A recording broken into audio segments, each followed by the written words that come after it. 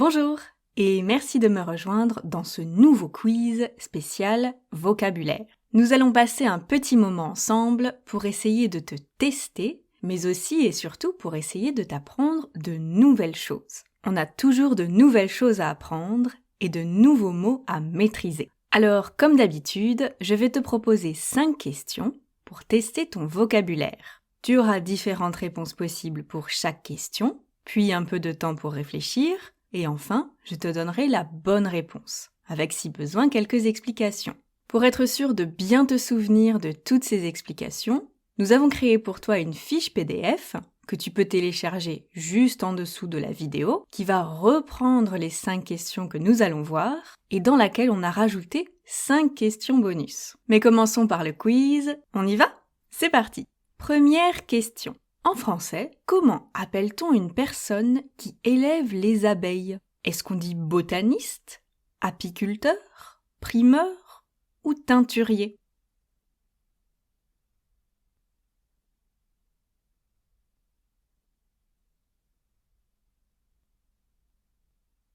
Une personne qui élève les abeilles, on l'appelle un apiculteur. L'apiculteur élève les abeilles pour recueillir le miel et la gelée royale qu'elles produisent. C'est un métier physique et méticuleux. Il faut surveiller les abeilles toute l'année et veiller à l'entretien des ruches. Tous les autres métiers qu'on t'a proposés existent également. Un botaniste, c'est un spécialiste du monde végétal. Un primeur, c'est un commerçant spécialisé dans la vente de fruits et de légumes frais. Et enfin, un teinturier, c'est un professionnel qui teint et qui entretient les textiles. Deuxième question. Quel verbe utilise-t-on pour dire qu'on donne de l'eau aux plantes ? Est-ce que c'est arroser, boiter, fleurir ou chuchoter ?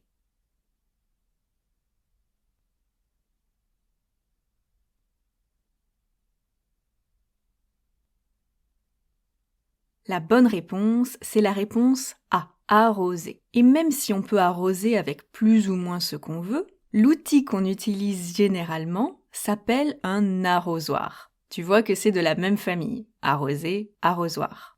Et encore une fois, les autres verbes existent également. Boiter, ça veut dire marcher en penchant d'un côté, en s'appuyant un peu plus sur une jambe que sur l'autre. Donc rien à voir avec les plantes. Fleurir, c'est lorsque certaines plantes produisent des fleurs. Et enfin, chuchoter, ça veut dire parler à voix basse. Troisième question.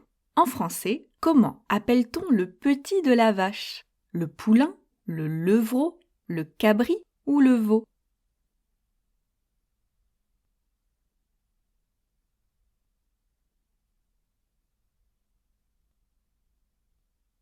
Le petit de la vache, en français, on l'appelle le veau. Veau, c'est le nom masculin. Mais si la vache a un bébé femelle, on l'appelle une velle.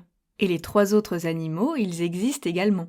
Le poulain, c'est le bébé du cheval et de la jument. Le levreau, c'est le bébé du lièvre et de la hasse. Le cabri, c'est le bébé du bouc et de la chèvre. Quatrième question. Lequel de ces mots a 2 sens courants bien différents en français ? Est-ce que c'est sucre, soif, avocat ou large ?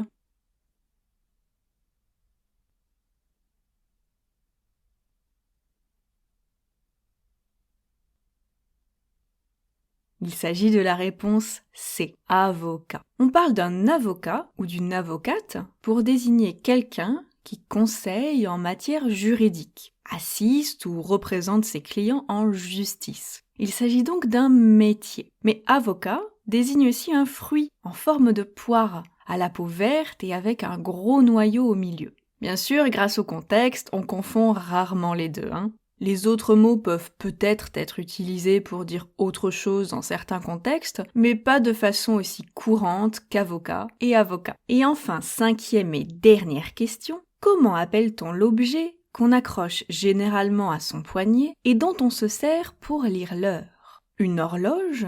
Une pendule ? Un sablier ? Une montre ?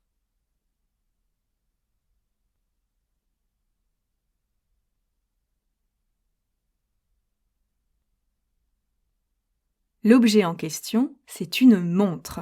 Tous ces objets ont un rapport avec le temps, mais le seul qu'on peut réellement attacher à son poignet, c'est une montre. Une horloge, c'est un objet qui indique l'heure, et certaines sonnent même à heure fixe. Une pendule, c'est une sorte d'horloge, une horloge mécanique qui fonctionne grâce à un système de balancier. Et enfin, un sablier, c'est un petit appareil, souvent en verre, pour mesurer le temps grâce au sable qui s'écoule à l'intérieur.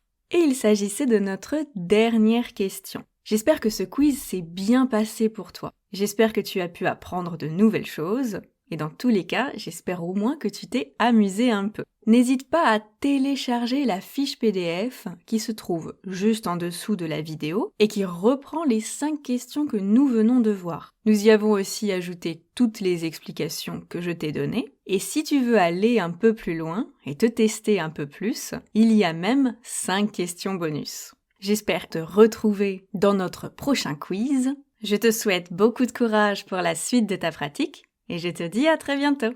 Salut!